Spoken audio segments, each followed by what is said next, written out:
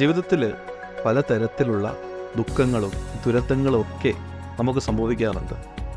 എന്നാൽ ഈ ദുരന്തങ്ങളെയും ദുഃഖങ്ങളെയും നമുക്ക് അതിജീവിക്കുവാനായിട്ടും സാധിക്കും, എന്നാൽ അതിൽ തകർന്നു പോകുവാനായിട്ടും നമുക്ക് സാധിക്കും.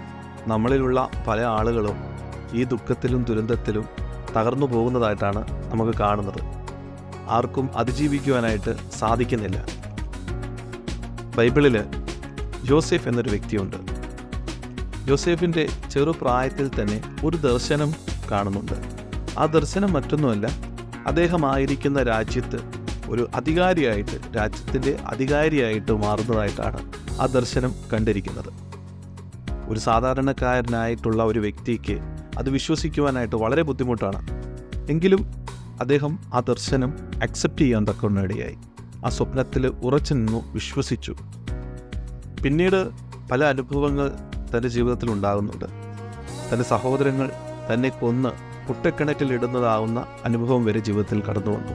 എന്നിട്ടും തൻ്റെ വിശ്വാസം, ആ സ്വപ്നത്തിൽ താൻ ഉറച്ചു വിശ്വസിച്ചതുകൊണ്ട് പിന്നീട് അദ്ദേഹത്തിൻ്റെ ജീവിതത്തിൽ, യോസേഫിൻ്റെ ജീവിതത്തിൽ ഒരു അധികാരം ലഭിക്കുവാനും അദ്ദേഹം ഒരു രാജ്യത്തിൻ്റെ അധികാരിയായി തീരുവാനും ഇടയായി തീർന്നു.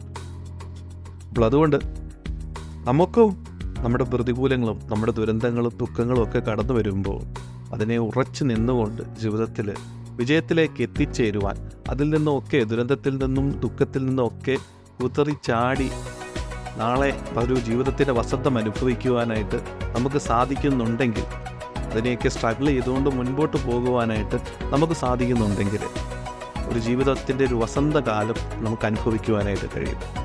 അങ്ങനെ ഒരു നല്ലൊരു ജീവിതം നമുക്കും ലഭിക്കുവാനിടയാവും.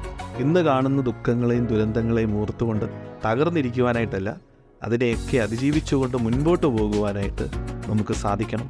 അതിനായി ദൈവം നിങ്ങളെല്ലാവരെയും സഹായിക്കുമാറാകട്ടെ.